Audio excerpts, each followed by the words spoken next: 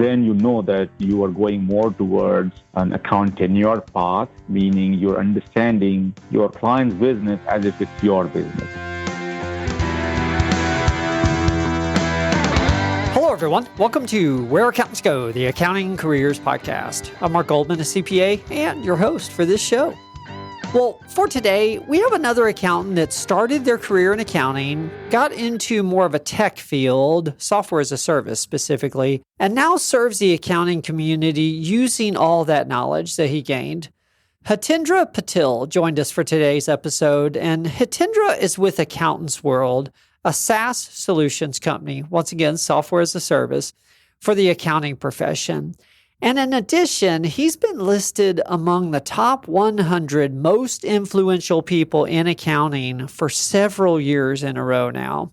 I asked Hitendra on the show in order to discuss both the state of client accounting services, as well as the vital skills and really the mindset that those that want to be successful accounting entrepreneurs should possess. There again, if they want to be successful. We definitely had a very worthwhile conversation. I really enjoyed this one from a personal perspective also, so I think you're going to enjoy this episode as well. If you do learn something from this episode and you yourself have an entrepreneurial flair, but you don't have much experience in tax and that's something that you'd like to get up to speed on, please check out our classes. We do several things, but one of them is we provide a course specifically for entry-level accountants or accountants without much tax experience that mimics an internship. Basically, you get CPA firm level experience through taking our individual tax boot camp. And now we have it available on demand. So please check that out on our website at mgrar.com under classes. Well, as always, also, if there's anything that I personally can do for you in the realm of careers, if you need to have a discussion, please reach out to me as well. I'm very findable on LinkedIn. Just search for Mark Goldman, CPA, and I'll pop right up. Well, speaking of all that, I think it's about time for us to get started with today's interview. Here's Hitendra Patil from AccountantsWorld.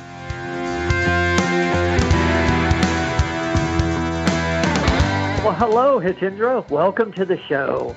Thank you, Mark. So great pleasure to be with you. Thank you for reaching out, and I'm excited to share whatever I know. Wonderful. I'm really looking forward to this as well. Mm-hmm. Well, for the audience, today we have another individual that's been listed in the top 100 most influential people in accounting for several years now. We've had one or two others from that list, but it's been a long, long time. And Hitendra Patil is joining us today, and he's actually been on the list for several years. Hitendra is with AccountantsWorld, and I invited him on the show because of another podcast interview I heard where he was discussing what it means to be an accountaneur, which is a term I'm actually going to let him better define for us a little later in the show. But if you have any kind of entrepreneurial streak yourself, or you think you may want to pursue self-employment at some point in the future, this episode is definitely going to be valuable for you. Well, Hitendra, before we get deep into that part of the discussion, let's start with your own earlier career background. What did you study in school early on, and what were your first few jobs like? I was very much interested in human behavior science. And while I was studying the actual sciences, I did master's in science, I did my MBA in finance. But when I was going to the library, I was going and reading books on human behavior. So those two were my foundations in my education time. And the first job I took was in investment accounting with India's largest private company.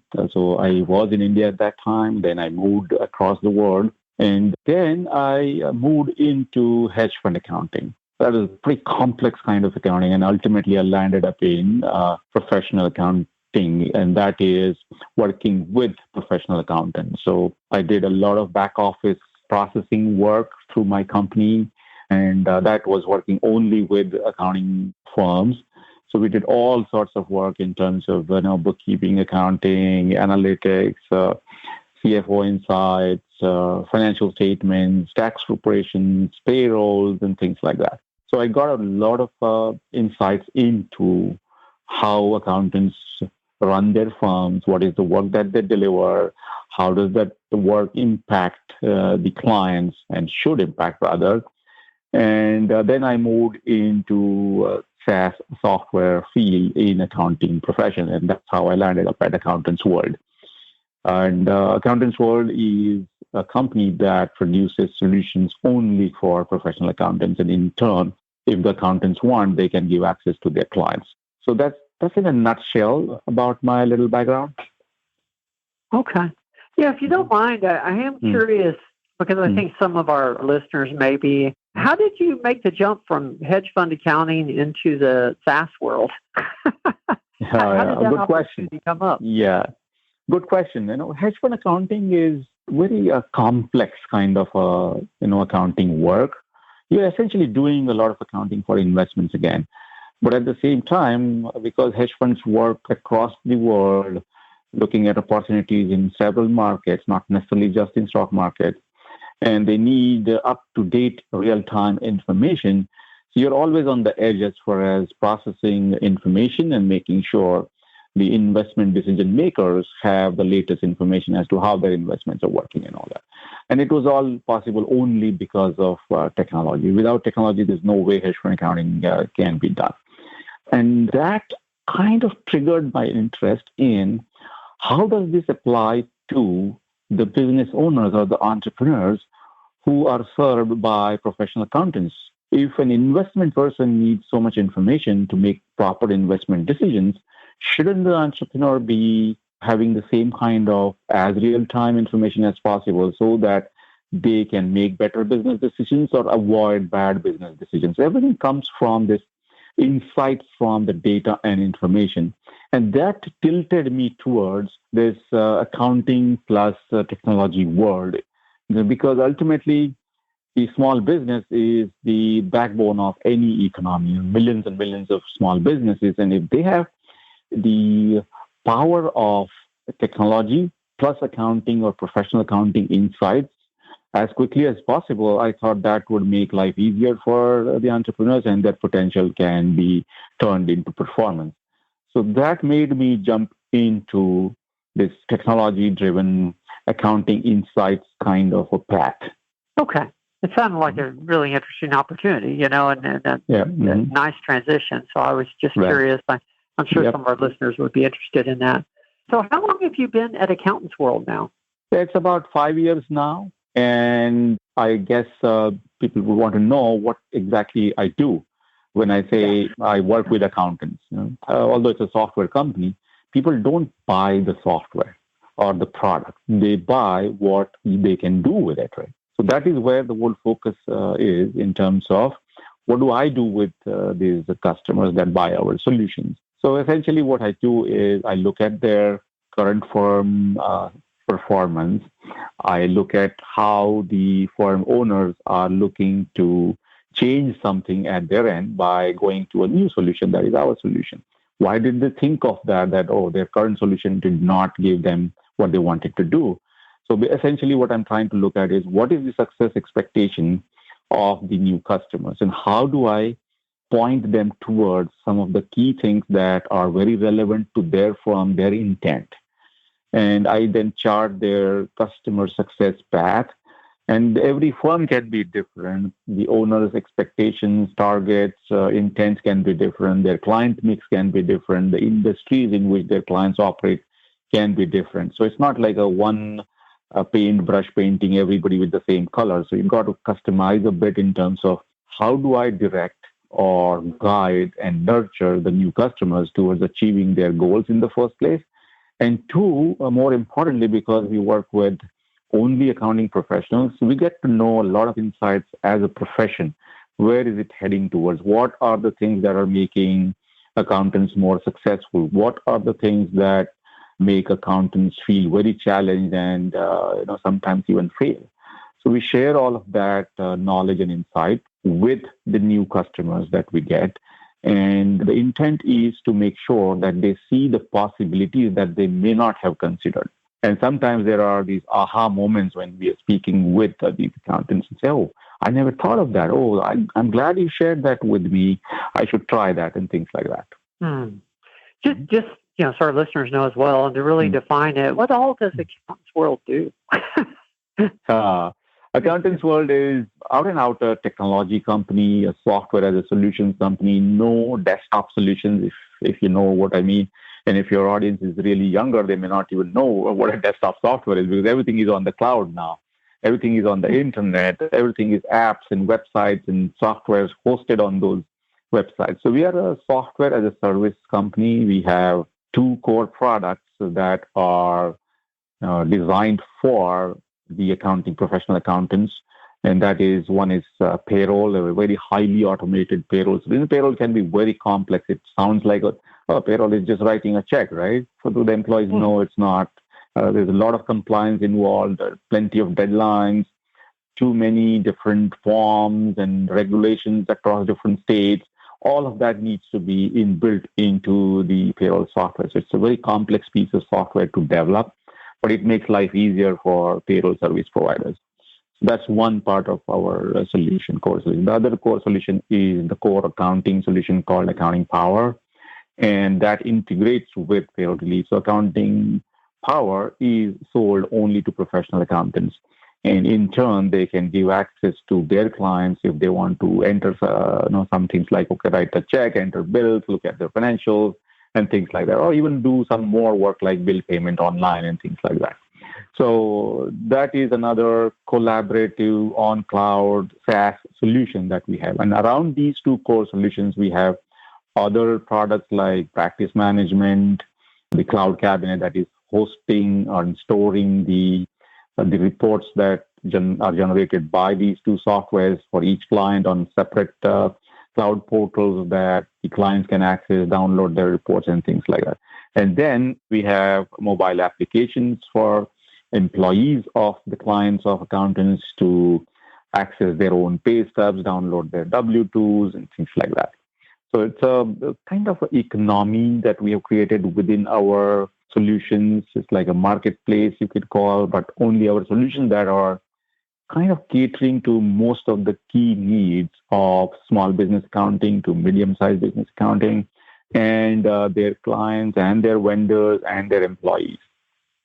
Okay. Well, thank you.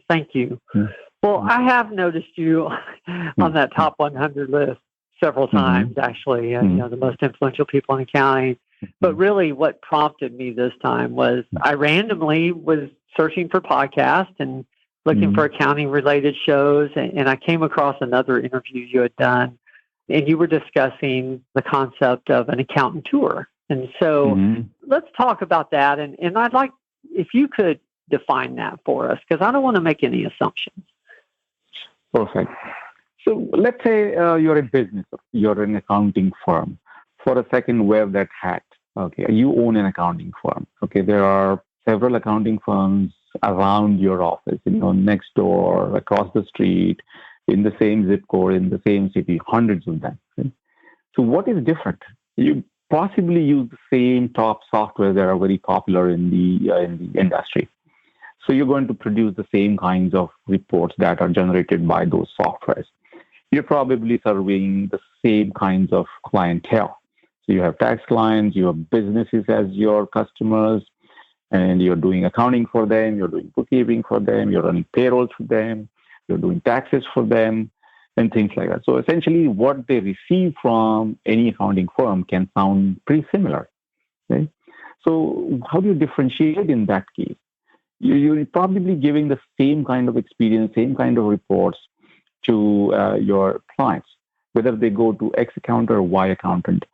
If it sounds the same, then there is a big challenge, because in that case, you are not really impacting their business positively, because all that they might be looking at you is to make sure they're on the right side of the law, they're compliant with regulatory requirements. And compliance is a necessity, it's a need, not a want. And in that case, they would want to reduce the cost of that compliance. And hence, you'll find price pressures are pretty much there across the industry for all accountants face that. But ultimately, your clients are entrepreneurs, unless you do only taxes for individuals. That's a different story. But if your clients are entrepreneurs, And if you don't understand how they think, and you don't understand their industry, you don't understand how the businesses in their industry become successful or unsuccessful, your ability to advise them in terms of what comes out of the accounting and what are the insights that they should be really caring about, that's what you need to do. And which means you got to be having an entrepreneurial mindset, a viewpoint to look at accounting information as a tool, as a medium for making proper business decisions and making them in time.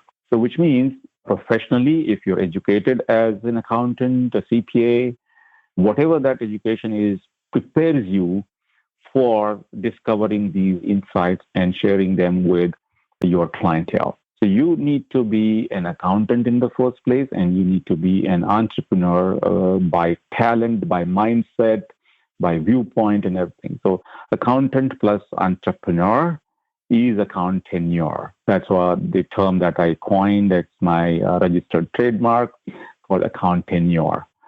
So the difference between normal accountant and accountaneur, it can be defined in multiple ways. Let's say you get an accounting degree, then you get your CPA license, and then you go in a job. Then you're just working for somebody else and you're doing defined tasks. Versus maybe you go into practice, so you create a job for yourself. So you work alone, you're a solopreneur and offering accounting and tax services to the clients that you can get through marketing, sales, or whatever. Or you grow and employ some more people, so you create a firm, accounting firm, to provide these services. So now, if you created a job for yourself, that means you're working for yourself, but you're running it as a business, or you created jobs for some other people. So you're technically a business owner, and your business is accounting. And then you're an entrepreneur. So if you did that, if you're doing accounting as a business, then you are an entrepreneur and your business is accounting. So you become an accountaneur. Is that kind of okay, or do you want me to go a little more? No, that is okay. I would like to go deeper into it because we've done shows on selecting a niche, as a way of differentiating yourself, and that has a lot of value. I guess, what are some of the other practical ways that you can develop that entrepreneurial mindset and truly differentiate yourself from all the other accounting firms on your block? And what are some of the other practical methods for doing that, Hitendra? Yeah, it's a quite interesting aspect to discover. It's not easy to really nail it in a day or a month or a year, for that matter. But it all starts with that mindset, in terms of not like, okay, I want to do a business. I don't want to work for somebody else. It's not about that. It's about whatever I do, how does it help others become successful? And if you look at any successful business in the entire history of the world, unless somebody made somebody else successful, that person himself or herself did not become successful. So essentially, you need to keep that barometer in front of you. What am I doing today? What is it, the process that I'm doing right now? What's the outcome of this? Who's going to use this outcome? How is that outcome going to benefit somebody else? Whosoever is the consumer of that outcome? And how are they going to measure this impact of this outcome that I deliver? So unless you question yourself all the time, look, what I'm doing, if it's not worth, let me not do it. Let me do something that is not worthless from a point of view. Let's say you send a balance sheet to somebody, and if that person doesn't even open the balance sheet, because all that the person needs to know is, okay, the balance sheet was checked by the accountant, it reconciled, so I'm compliant, so I have a peace of mind. But if I'm not going to look at those 30 pages, 20 pages, whatever that number is, and derive some kind of a decision criteria from it, some kind of insight or guidance from it, then it's of no use, right? So ultimately, the impact is what you need to look at always. Whatever you do, think of the impact. Impact is not just feelings, it's measurable. Meaning, okay, I gave an insight on inventory, for example, to one of my clients. And that was, okay, the person thought, okay, the price of raw materials or ingredients is kind of dropping now a little bit. It can go up, so let me stockpile. and I invest in that just on a short-term view basis. But my sales are not growing. My sales are actually stagnating or even slowing down, which means what? The inventory is going to lie in the godowns for maybe 6 months, 12 months. And all that financing cost is an opportunity cost in terms of interest that you could have earned on that particular money had you not invested that in inventory. So it's not about interest cost or opportunity cost comparison. It's about connecting the dots between the sales and the business decision that the business owner made. If your sales are not moving, you have to focus on that. And then you look at, okay, how much inventory will I need if my targeted sales go up? All this information and insight technically arises from the accounting data of all the things. It's not just in the heads of the clients. And that is where I think the connecting the dots with the impacts of what you're telling your clients is very critically important. And the more you go into that, the more your clients start speaking with you, the more you have discussions about their business, not just accounting. That's how you know that now you got that entrepreneurial spirit embedded into your mindset, the way you function. So that's another simple thing to measure. If you're an accountant, how many discussions are you having with your clients versus how many times you just email them the reports? And that balance will tell you whether you're going more towards an accountaneur path or just like a professional accountant path. Wonderful, wonderful. A large part of our audience is fairly early on in their careers. I mean, we have audience members, at all points in their careers, but we try to target individuals that are, the first 5 years in their career, or even students in college. It's very easy when you start a business, an accounting business, to just get caught up and focused on compliance and record keeping. Because in fact, in a lot of cases, that's what the client is telling you they need. And sometimes they don't know how to verbalize what they really need. The first few years in my career, let's say actually I'm still in school, how can I better prepare myself? What training or what areas should I try to grow in to better prepare myself to be an accountanteur, as you define it? Right. So first and foremost, it's like you decide in your mind somewhere, or you have that gut feel that, look, I got to create my own accounting firm or accounting business because I studied so much. I know there is demand. Basic compliance itself is a necessity, so people will be there. But how do you get out of that compliance mindset right from the beginning? Yes, you got to know the laws. You got to understand how those apply to businesses and what happens in terms of processes, reporting, and things like that. That's the core basic knowledge. You got to know that, of course. Without that, you cannot become a professional accounting services provider. But once you decide that you want to be in business ultimately one day, you still need that experience. The knowledge that you gain from college and degrees and CPA certifications and all that prepares your foundation. But how do you apply that into real practice? Because then it comes to dealing with people. Irrespective of how much you know, people are going to be asking for what they think is right, what they perceive is right, or what they perceive should be done, needs to be done. So sometimes it becomes a conflict. How do you make sure that your clients understand that, look, under the law, you cannot really do certain things, versus, okay, there are provisions that, you need to do X, Y, Z to tide over those challenges. And so these are practical experiences. You definitely need those. You need some kind of an experience to show up when you talk to your prospects. If you start your business, you're getting your first client can be very difficult. Or maybe the client kind of works with you, or they know from your website or your social media that you've been talking sense, and maybe they just come, hey, I find you seem to know something better. I need some information. I need some advice. That could be your first client. Then once you go on your own, the pressure of revenue and profit comes in. So you want to sell as much as possible, as fast as possible. And then you exhaust your time available during the day. So you might stretch yourself beyond 8 hours, 10 hours, 12 hours a day, because there is revenue sitting on the table and you don't want to lose it. And the moment you reach that full-scale kind of a capacity utilization, you have 2 or 3 choices. One, to hire somebody and grow your practice, or stretch yourself more or not take on more clients because you just cannot cope up with it. So how do you get over this particular tangle that you got into? Because once you take contracts and assignments, you got to deliver the goods. Only then you will get paid. So the whole focus goes on input equal to output. Unless you do that, you're not going to make money. You're not going to get paid. So that can consume you completely, which means now you're working in the business, not on the business. So essentially, my simplest advice always is, work out your capacity in terms of how much you want to work as a solopreneur, and then reduce maybe 20% of that time and even revenue. I don't want to go beyond 80% of my capacity because the revenue would be sufficient for me to survive and even make a little more money. If you hire a person, the decision is always going to be, is it part-time, full-time, will I get talent, and all that stuff. That those initial days can be difficult.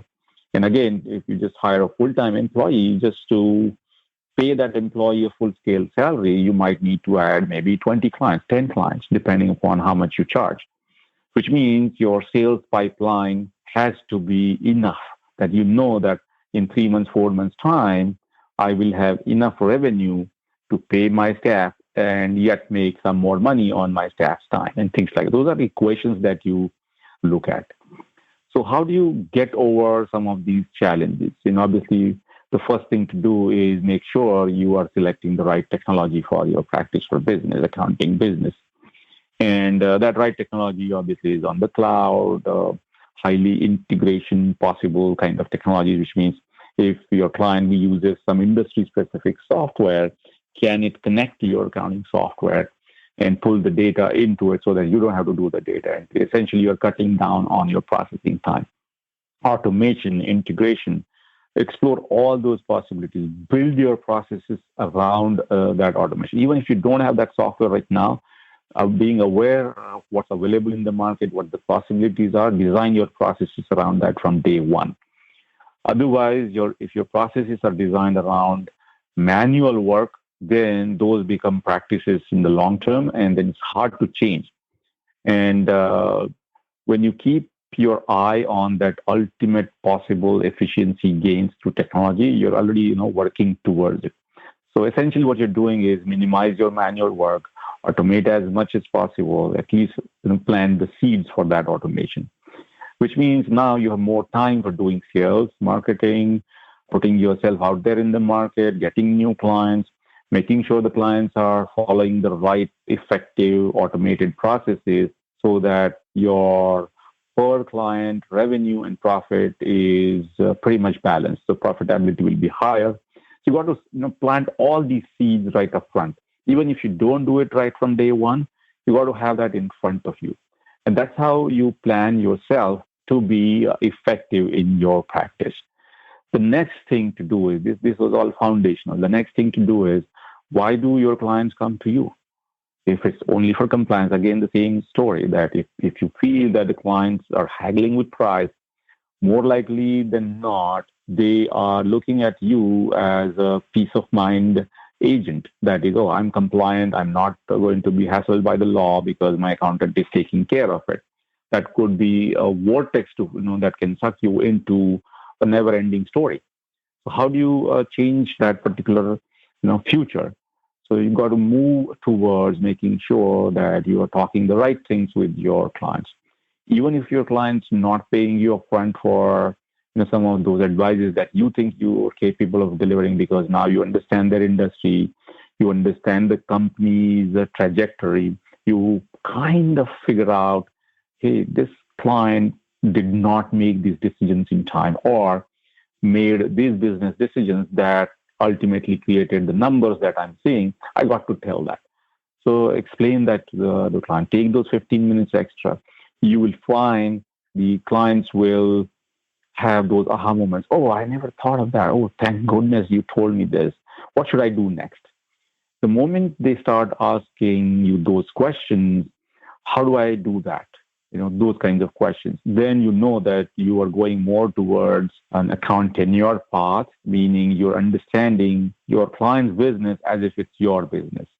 Then you get into that kind of thing. Then you go on to social media, get the clients to post testimonials for you, not just, oh, Bob is so great. No, this was the challenge that I had. Thank God I met Bob. And now I don't have these three problems and my business has grown. So essentially what was before and what was after, if the client can describe it on social media and testimonials and things like that, other business owners will see that and say, oh, this is the problem I have. If Bob could solve that problem, I should go to Bob. That's how you develop your reputation or a perception in the market that, look, this guy is an accountaneur or this woman is an accountaneur and I should go to this person. Thank you. That is, this is really good advice for individuals, thinking about having your own accounting business. I really appreciate it. But one more thing I wanted to ask you about, because you were touching on this on the other show that I had heard, was the future for client accounting services. I'm curious, from your perspective, how you see CAS evolving over time, either short-term or long-term. I mean, however you want to answer that. Tools, value provided, expectations, from the clients. How do you see CAS continuing to evolve? Like any other industry that evolves over a period of time, the CAS or client accounting services, I call it CAS, has evolved into a better opportunity now. And let me give you a little background on that so that you get the right perspective, your audience sees what's happening. 20 years ago, let's say, the desktop software or the software, accounting software that you could install on your computers in your offices or homes or shops became available. The internet was technically not there maybe 20, 25 years ago. So everything was installable software. So you would get CDs and disks and all that stuff you could go and install. And you operated that software only on that computer. So business owners, typically small business owners, even medium-sized ones, they would use accounting software in their own offices, shops, wherever they were doing business from. And then accountants would go to their offices or bring back a copy of the database, install, and do their work. So there was nothing real time. There was nothing online. At the same time, accountant and business owner could not access the software. In that sense, what happened was more or less the small business owners started doing what they thought was accounting work. Essentially, they were just entering data into accounting software. For example, entering bills, creating invoices, writing checks. So accounting database in the back end was getting created. But those business owners most likely did not have the accounting background. So instead of putting in something as a depreciating asset, they would put that as a one-time expense, losing the tax benefits on the depreciation. So that is what accountants would go in and check and reclassify, clean up, and things like that. So that became kind of the work. And accountants did not see much value in that work. One, because possibly the accountants were not really explaining what's happening because of their work, other than possibly the business owners thinking, oh, now that my accountant has looked at my accounting database, now it should be all clean, balance sheet would match, and things like that, reconciled. Okay? So the value was not very apparent. Slowly, internet came into picture. Slowly, software started going on to the cloud. The word cloud was not there. Those days, the softwares were known as internet-based or web-based software. It was a difficult shift mindset-wise to just go on a website and put your business's private accounting data on there, because you never knew who's the person behind the website, which means the business owners always thought that if they have the accounting software, they're the ones doing the accounting. In other words, the value of professional accounting and accountants was not very apparent. Two businesses required, per se, the accounting software to be at their offices or shops or business places to issue those, business transactions through these solutions. So, which means there was no way that there was an escape that accountant could keep the software and business owners could operate at the same time. Then came the internet. Then came the hosting companies, which means there would be a data center where you would install the accounting software on a rented computer, and through the internet, the accountant and the business owner could access the same software. But then the cost went up. only those businesses that could afford that kind of a cost, went on to that hosting kind of thing, because they knew that to keep my accounting database accurate, timely, it is good to be online with the accountant, and let me do that. The small businesses still didn't see any benefit in that. So desktop software continued. Slowly, the whole technology industry that was creating products and solutions for accountants moved on to the cloud. Now, almost all of the top softwares, by top, I mean nearly 200 different types of softwares, catering to different purposes, payroll, taxation, audits, whatever. Most of them are on the cloud. The cloud means the technology company itself, like AccountantsWorld, keeps the entire software onto its own computers. It could be hosted on Amazon for better services and availability and things like that. But what happens now is there are no annual update versions of the software. There are no CDs to bring in, say, okay, deploy a new yearly version, on your computers and things like that. All of that is gone out. All the data maintenance, making sure the computers are safe, the hard disks are not, cranking up and things like that. That whole technology management aspect of desktop softwares went away. And now all of the effect of this is today the accountant, the professional accountant, and the business owner who is the client can work on the same accounting or payroll software or even tax software at the same time in real time, and without worrying about the data security, the hosting, the computers. All that you need is access to that software, which means the business owners, whatever they are doing on a daily basis, the accountant can have an access and oversight on that thing. The accountants can clean up or correct wrong entries instantly, at least give you on a day-to-day basis what's happening. Somebody wrote a check of $73,000 all of a sudden. So you call up the business owner and say, hey, what happened? What check did you issue? So wait, did I issue that check? Those kinds of even fraud and risk management things can come into picture. So what it means now is the business owners have started seeing that I don't really need to do accounting. I don't really need to worry about professional accounting. I can still perform my business transactions through the accounting software, and my accountant can take care of everything other than just entry of those and making sure I'm on track, making sure that I'm getting insights in real time. So which means the clients of accountants, the business owners, have started thinking that I, as a business owner, need not do the accounting, let my accountant do it.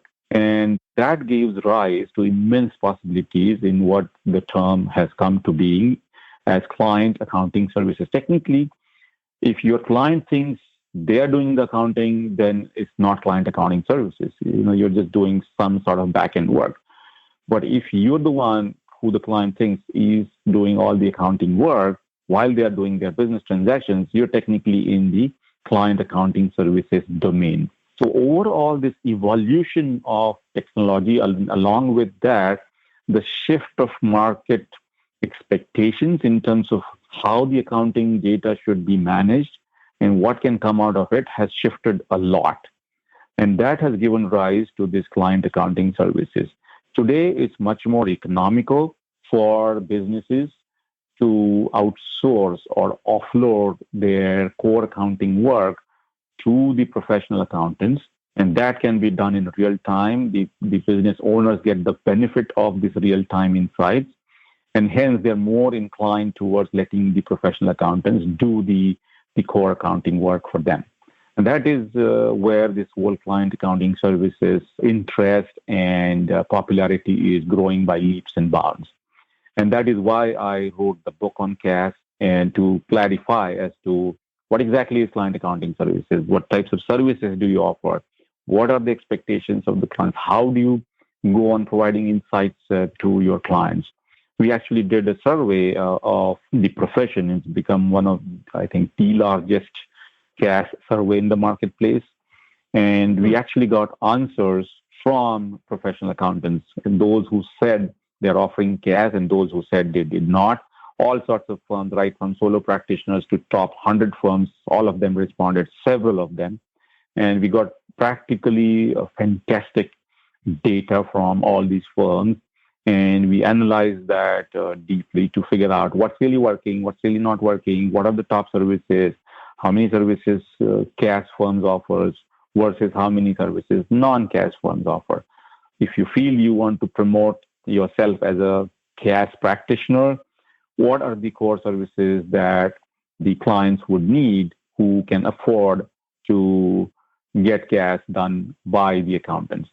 And when I say afford, it's a very small business just starting up, may not need all those insights at all. All that they need is compliance. But any growing business that is sufficient volume ultimately will land up in a mess because the number of transactions is increasing, the complexity is increasing, you need a professional accountant. You don't want to do the accounting job in your office, rather you focus on your business and you grow while the accountant takes care of it. So all of that falls in this cash realm, and that is what I tried to explain. So cash has tremendous potential going forward. There are more reasons for adding to this history of what I just described.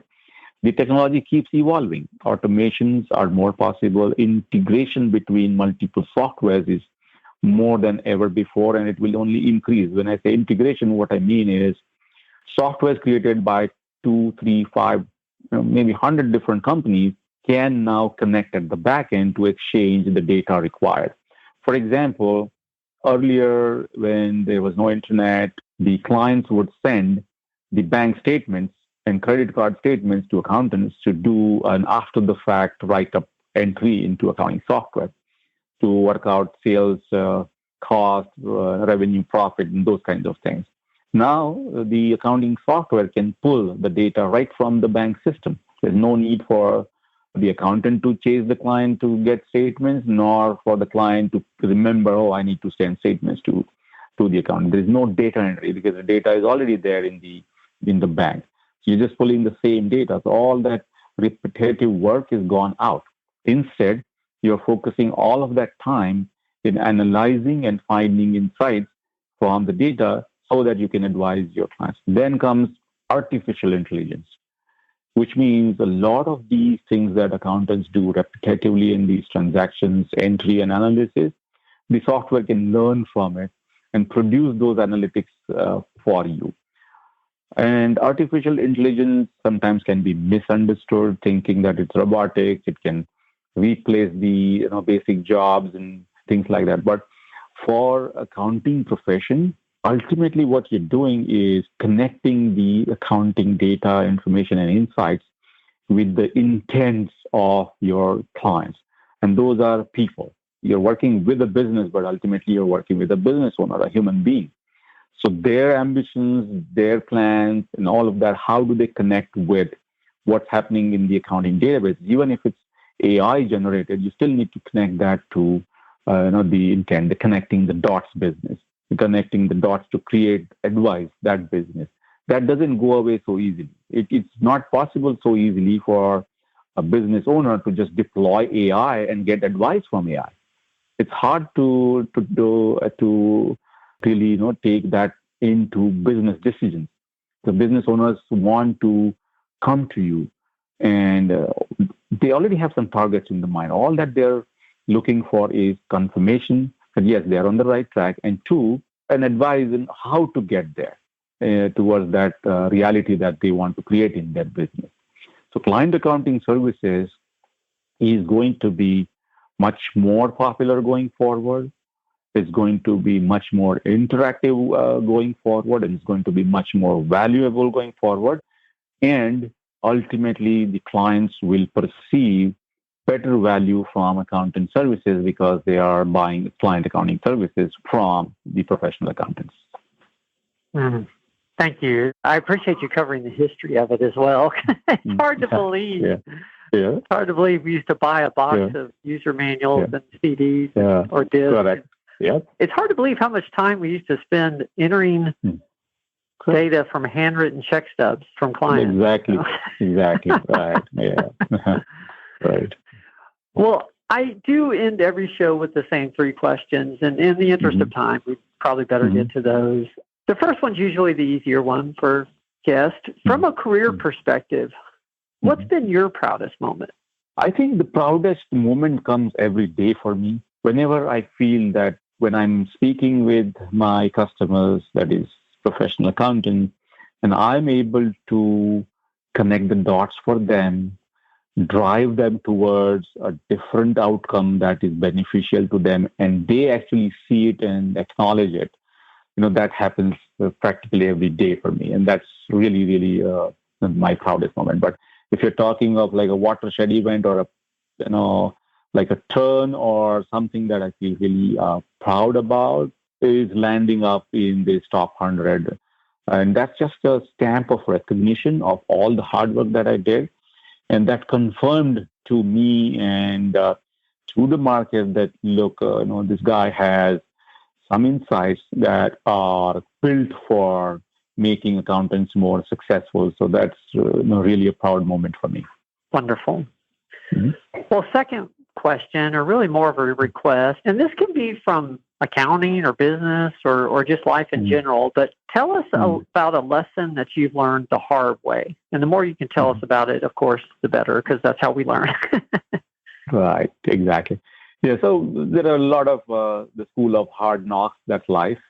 And we all go through that. And it's more or less, it's post facto wisdom. And that's one thing that you can avoid in today's world with so much information available so easily. In previous days, you would have to go to library, read newspapers, catch up with people to gather some kind of an insight. Now it's all available to you at the fingertips.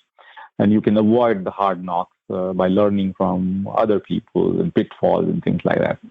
But generally speaking, Mark, the lessons that I learned, and one common factor across all those lessons is initially when I was, just gathering enough knowledge and wisdom in my head by, reading as much as possible, doing a lot of work and gathering that expertise and competence. And once that comes, you kind of start getting gut feels about certain things in front of you. Now that gut feel, we just call it a gut feel, but ultimately what's happening is there's so many experiences and knowledge, factors that you have in your head, you're processing at a lightning speed in your brains. And the information in front of you may be a challenge, maybe a problem to solve, maybe a business decision to make, is something that you are running through your experiences and filters and beliefs and knowledge and expertise. And that's happening at a very lightning speed. And if you want to really go very systematically about it, writing down everything, every small decision can take days. So you're processing those things very quickly in your head. And that's where, sometimes that gut feel comes in. Your mind has processed, but your mind doesn't really accept that as a properly defined decision. That's a gut feel. And every time I did not listen to my gut feel, I landed up in some kind of a problem or a loss. So I started listening to my gut feel. So initially, when I look at anything as a challenge or a problem or something on which I need to create multiple decision criteria, the first thing that I'll note down is my first gut feel. I don't try to justify that gut feel by just, finding data. It's like self-fulfilling prophecy. I don't want to do that. But don't ignore the gut feel. And I'll tell you, some quick examples on what happened when I did not listen to the gut feel. Okay? So I was in a stock exchange kind of a scenario initially. And there will be so many participants in the marketplace. And there'll be several situations. There would be fraud attempts and things like that. So the moment I tried to beat my own process, I saw that the implication was not good for the process. The outcome was not good and things like that. So the processes that you develop, you want to keep them sacrosanct, but you want to be flexible. But you got to make sure that if you're doing an exception to the process, there has to be a very, very strong reason and a verifiable reason. Otherwise, you don't do those exceptions. In the accounting world, there are several situations. Technically, if you look at any professional accountant, you are making decisions for your clients at times. For example, if you're preparing a tax return, there are multiple sources of income, there are expenses, investments. So you're clubbing all that information together And now you're left with maybe, there are 3 ways in which I can do this. So you find out, okay, this is the best outcome scenario, and this is how it should be processed. So you're just telling your client that this is the best thing, but ultimately, technically, you've made that decision for your business client because the business owner doesn't know all these complexities of the law, right? So listen to your gut feel. It's very critical. And again, initially, you may not have anything to go by. It's like, you need to know what is yellow to know the difference between yellow and red. So that's your knowledge base, that's your experience, that's your filter. Right? So with accounting, there's too much data, laws, software, experiences, business decisions. You're learning from the business decisions that your many clients make. So you learn from them as well. Okay, out of your, let's say, 60 clients one day, 25 are doing really well, and you will find that 2 or 3 really common ways in which those business owners approach their decisions. You learn from them as long as you keep an eye on that, right? So go by your expertise, develop that expertise, watch your gut feel, and then back it up with data and analysis and insights and things like that. So essentially, you are covering the key decisions or advice from an emotion point of view, from an experience point of view, as well as from hard data point of view. I like that. Listen to your gut feel. Makes sense. Yep. Well, last question, and then we'll go ahead and close it down. What's the best piece of advice that you have ever received or that you've ever been given? I've been fortunate to receive, so much great advice all through my career. Several people, my ex-bosses, the people who I worked with and things like that. But one of the things that I remember was from years and years ago. And I was very close to the work, meaning the initial starting levels of my career, just growing in the career a little bit, was still more on the processing side. And there's so much data to manage, documents to manage, and things like that. And it was very easy to lose the whole picture, the sight of the whole picture. And one fine day, my boss's boss came and met me. And by that time, practically everybody in the company knew that, this guy is brilliant. I'm not just trying to praise myself, but because of that perception, even the top bosses noticed that there is somebody who they need to talk to. So this guy comes in and talks to me, and, you generally go and discuss problems. These are challenges. I wish I had these resources, that resource, and all that stuff. And one thing that he told me, and he was very experienced, he said, when the ship is sailing on calm and serene waters, the captain does not interfere in the crew's task. They do their task. He's just watching whether we're in the right direction, whether we should be worried about any future forecast of bad weather and things like that. Right? So that's how you let the work function. But then when there is a problem, when there are rough seas, and when there is a problem that can really sink the ship, the captain doesn't sit around. Captain doesn't take meetings. Captain issues orders based on his or her experience to make sure everybody is safe and we are still going towards the end result.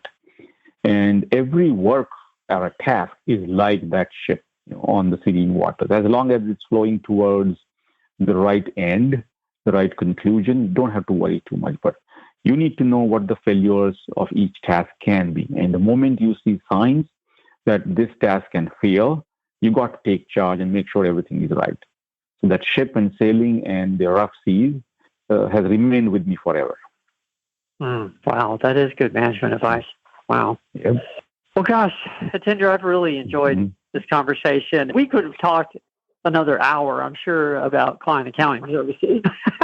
Right, exactly right. Yeah. You really gave us a good education there. If somebody wanted to follow up with you, talk to you further, what's the best way to contact you? Through LinkedIn or through the AccountantsWorld website? What's the best way? Yeah, so LinkedIn is absolutely the number one place to reach me. And if anybody is in the accounting profession, I can see that, or an accounting student, I will 100% accept that request. So that's for sure. So that's the best way to contact me. And I do spend time every day on LinkedIn when I'm not working at AccountantsWorld, or when my work day is over late in the evening, early in the morning, and things like that. So that's the best way to contact me. Wonderful. Wonderful. Well, thank you very much. There again, I really appreciate you spending your time with us. Thank you, Mark, for thinking of me, reaching out, and it was a pleasure speaking. And as you said, we could have talked for another hour. No problem. No problem. Yeah.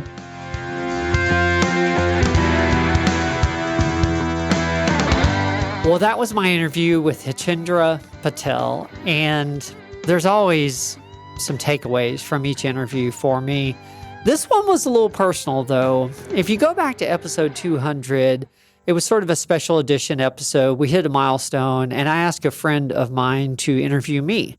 And I talked about my own background a little bit. And I know I at least hinted at this back then. I'm not sure how much I directly addressed it, but my father was a CPA, and he was self-employed for part of his career.